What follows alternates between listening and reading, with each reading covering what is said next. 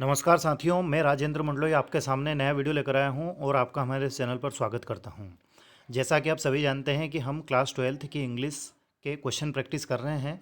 Lesson number first का एक video में पहले डाल चुका हूं जिसमें ऑब्जेक्टिव टाइप क्वेश्चन हमने डिस्कस किए थे। आज के इस वीडियो में lesson number 2 a friend who came from sky की क्वेश्चन प्रैक्टिस करेंगे, जिसमें objective type question, fill in the blanks और मैचिंग वर्ड्स को डिस्कस करेंगे और उनके आंसर भी आप तक शेयर करेंगे। यदि आप चैनल पर नए हैं तो चैनल को आप सब्सक्राइब करें, साथ ही आपके फ्रेंड्स, रिलेटिव, क्लासमेट्स के पास इन वीडियो को शेयर करें। ठीक है दोस्तों, चलिए शुरुआत करते हैं। ए friend who came from the sky mini वाला चैप्टर है, जिसको हमने बहुत अच्छे से एक्सप्लेन किया है और प्लेलिस्ट में उसको डाला है। मीन्स टेक्स्ट बुक और वर्कबुक के सारे चैप्टर को हमने हिंदी एक्सप्लेन करके उनके क्वेश्चन आंसर, सारी एक्सरसाइज वगैरह सब प्लेलिस्ट में डाल दी है, तो वहाँ पर जाकर आप देख सकते हैं। पहला क्वेश्चन है, Mini set in her wheelchair. चार ऑप्शन है, जैसे in her bedroom, in her drawing, in the balcony, in her kitchen. मतलब मिनी व्हील चेयर पर कहाँ बैठी हुई थी, तो मिनी व्हील चेयर पर उसकी बालकनी में बैठी हुई थी। ठीक है, तो ऑप्शन नंबर सी इसका सही रहेगा। In spite of strong breeze और yellow leaves children were interested in their games. तेज हवा चलना चलने के बाद और पीली पत्तियां उनके सिर पर गिरने के बावजूद भी बच्चे उनके मतलब वो किसी चीज़ में व्यस्त थे।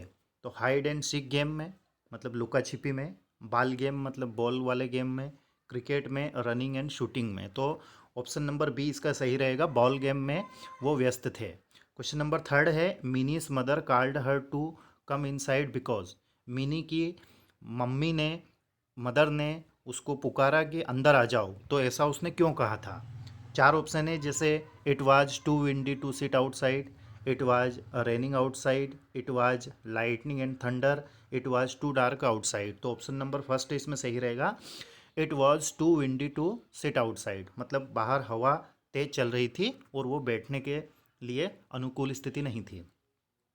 Mini was a spastic is a person who.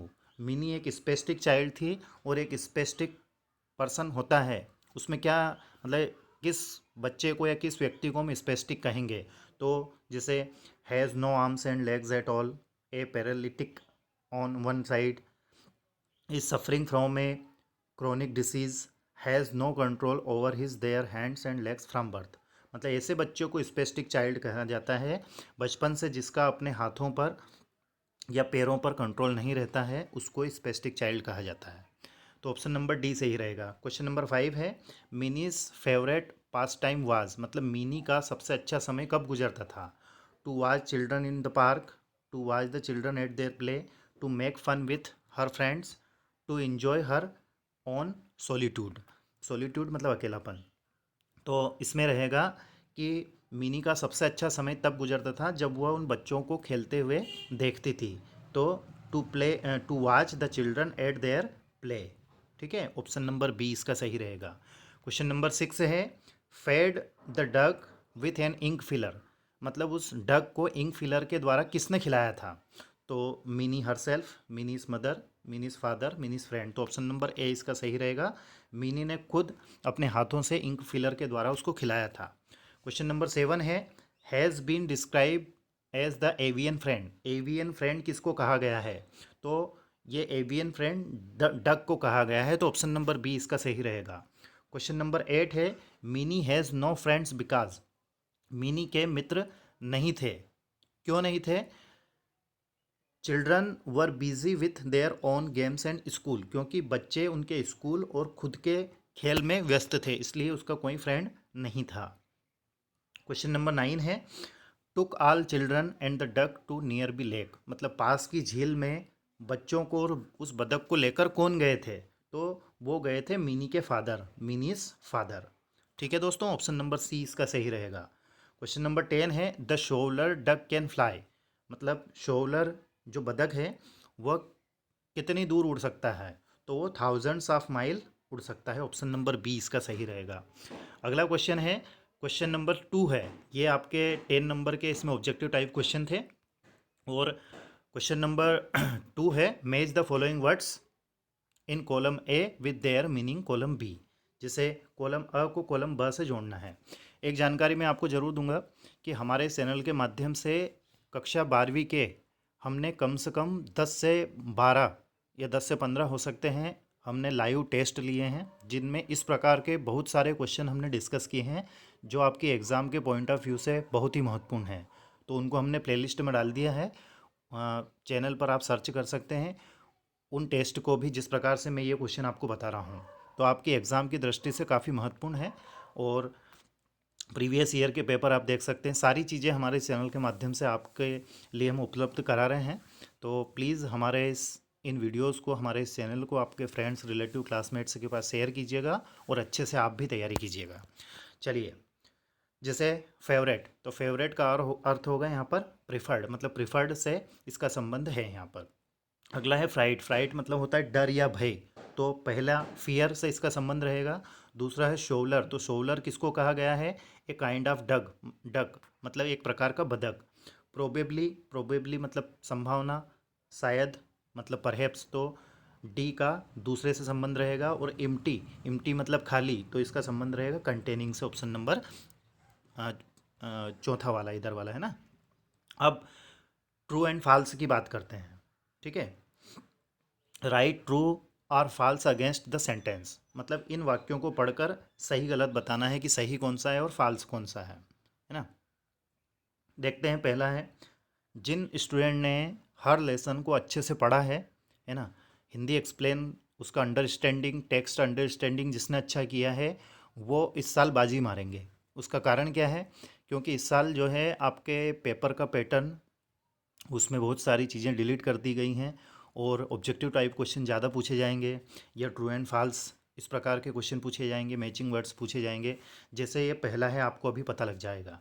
Mini could not walk और button up her shirt but she could brush her teeth her self, मतलब मिनी ना तो चल सकती थी, ना ही अपनी शर्ट के बटन लगा सकती थी, ठीक है, किंतु वो क्या कर सकती थी? अपने दांतों को ब्रश कर सकती थी। तो बात बिल्कुल सही है, हमने यही पढ़ा है ना।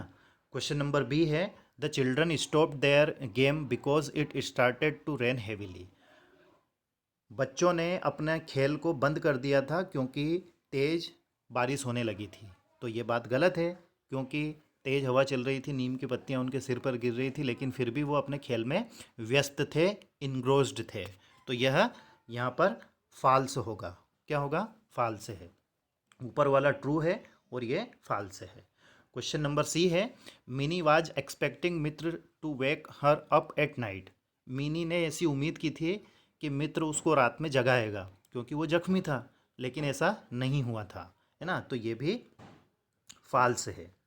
Mini was expecting Mitra to wake up at night, हाँ सही है, मिनी ने ऐसा सोचा था, ठीक है, कि वह उसको उठाएगा, तो उसने सोचा था, बात सही है। The children were excited to see the duck being fed with an ink filler. बच्चे उस बतख को इंक फिलर से खिलाते हुए देखकर एक्साइटेड थे, बिल्कुल सही बात है, तो ये ट्रू है ना। मित्र the dog flew by himself and depart. क्या पक्षी खुद स्वयं उड़ गया और चला गया था?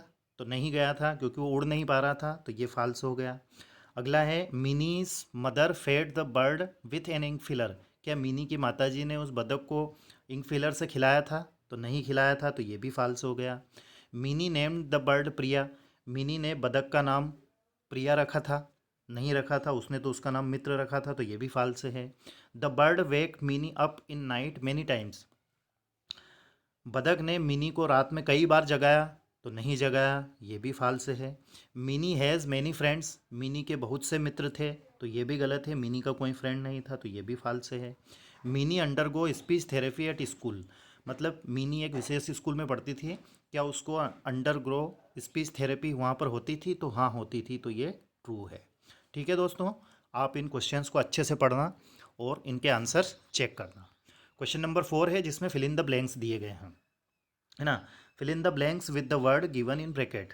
ब्रैकेट में जो ये वर्ड दिए गए हैं, इनको इसमें भरना है अकॉर्डिंग टू द लेसन। जैसे पहला है, mini could not walk her shirt, है ना, तो आर बटन अप, तो पहले में क्या आएगा? Button up.